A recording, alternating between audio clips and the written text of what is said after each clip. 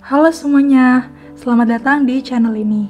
Di video ini, kita akan bahas dua rasio penting dalam dunia keuangan dan akuntansi, ROA dan ROE. Apa sih bedanya?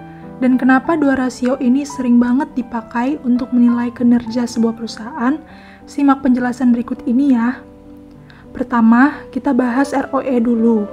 ROE atau Return on Equity digunakan untuk menghitung seberapa besar keuntungan yang bisa dihasilkan perusahaan dari modal para pemilik saham.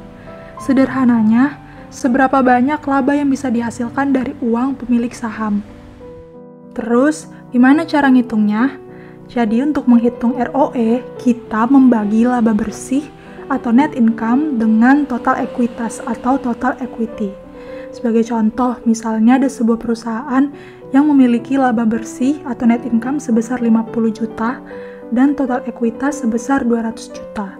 Jadi untuk menghitung ROE, kita bisa membagi laba bersih 50 juta dibagi dengan total ekuitas 200 juta. Dengan hasilnya 25%. Makin tinggi ROE, makin bagus, karena artinya perusahaan semakin efisien dalam menggunakan modal para pemiliknya untuk menghasilkan laba. Nah, sekarang kita bahas ROA. ROA atau Return on Asset digunakan untuk melihat seberapa efisien perusahaan menggunakan seluruh asetnya untuk menghasilkan keuntungan. Simpelnya, seberapa efektif aset perusahaan dipakai untuk menghasilkan laba. Untuk menghitung ROA, kita bisa menggunakan rumus laba bersih atau net income dibagi dengan total aset.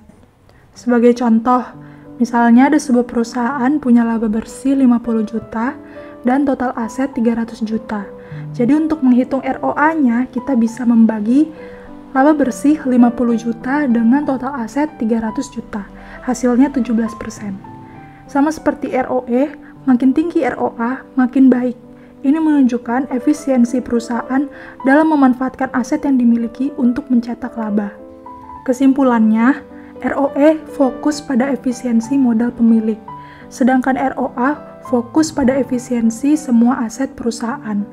Dua-duanya penting, tapi kalau kamu adalah investor yang ingin tahu seberapa efektif uang kamu dipakai, ROE bisa jadi indikator utama.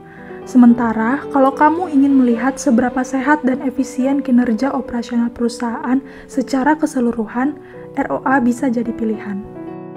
Itu dia penjelasan singkat tentang ROA versus ROE. Kalau kamu suka video seperti ini, jangan lupa like, komen, dan subscribe ya. Sampai ketemu di video selanjutnya.